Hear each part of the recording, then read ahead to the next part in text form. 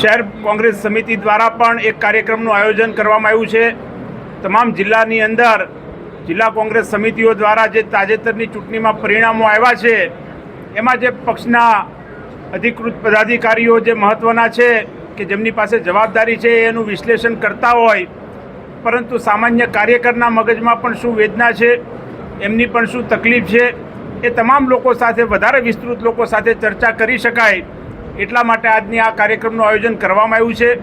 આ જ પ્રકારે આગામી દિવસોમાં અમદાવાદ હોય, રાજકોટ હોય, જુદા જુદા શહેરોમાં કોંગ્રેસના તમામ આગેવાનોને મળીને સૌને સાથે લઈને સરકારની સામે સંગઠન લડી શકે એટલું સક્ષમ બને એ દિશામાં પ્રયત્ન કરવામાં આવશે।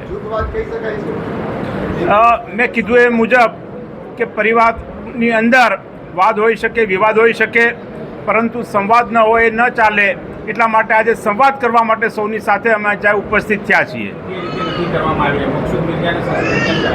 આ બાબત હાઈકમાન્ડના ધ્યાન ઉપર લાવીને એનું ચોક્કસ નિરાકરણ લાવી શકાશે।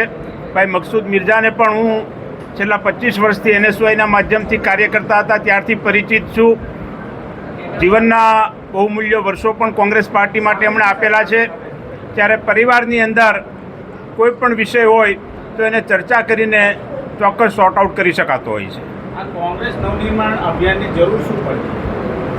સમગ્ર ગુજરાત રાજ્યની અંદર ભારતીય જનતા પાર્ટીના શાસનમાં શહેરી વિકાસ મંત્રાલય આજે સૂતું હોય એ પ્રકારની પરિસ્થિતિ છે। સુરતની અંદર તક્ષશિલા કાંડ બને, વડોદરાની અંદર હરણી બોટ કાંડ બને, મોરબીની અંદર ઝુલતાપુરના કિનારાનો બનાવ બને, આ તમામ પ્રકારની પરિસ્થિતિ ઊભી થવા છતાં રાજકોટની અંદર TRP ગેમ ઝોન કાંડની અંદર પણ યુવાનોએ 500 ડિગ્રી ટેમ્પરેચરની અંદર પોતાનો જીવ ગુમાવ્યો હોય, પરંતુ આ તમામ પરિસ્થિતિઓ છતાં પણ કોંગ્રેસ પક્ષ આ જગ્યાએ જે પ્રકારનો દેખાવ થવો જોઈએ નથી થયો, એની જવાબદારી અમે સ્વીકારીએ છીએ। પરંતુ આવનારા દિવસોની અંદર એવું શું નવનિર્માણ કરીને વધારે સારો દેખાવ કરી શકાય એની ચર્ચા કરવા માટે કાર્યકરો સાથે ઉપસ્થિત થયા છીએ। સમગ્ર ગુજરાત રાજ્યની અંદર જુદા જુદા બેનર નીચે કોંગ્રેસના કાર્યકરોને પ્લેટફોર્મ આપવાના કોંગ્રેસના આગેવાનો પ્રયત્ન કરતા હોય છે। ક્યારેક કોઈ આગેવાન જનયોદ્ધાના માધ્યમથી કોંગ્રેસના કાર્યકરોને પ્લેટફોર્મ આપીને એમની વાત સાંભળવાનો પ્રયત્ન કરતા હોય છે।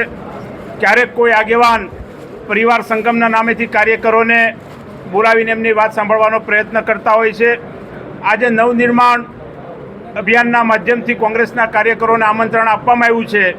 જે કોઈ કાર્યકરો અહીંયા ઉપસ્થિત છે, ઘણી મોટી સંખ્યામાં, વિશાળ સંખ્યામાં તમામે તમામ દક્ષિણ ગુજરાતમાંથી 35 વિધાનસભામાંથી કોંગ્રેસ પક્ષના અગત્યના આગેવાનો આવ્યા છે। સૌનું અમે સ્વાગત કરીએ છીએ અને જે નથી આવ્યા, જે સાથે નથી, એમને પણ સાથે લાવવાનો પ્રયત્ન કરશું।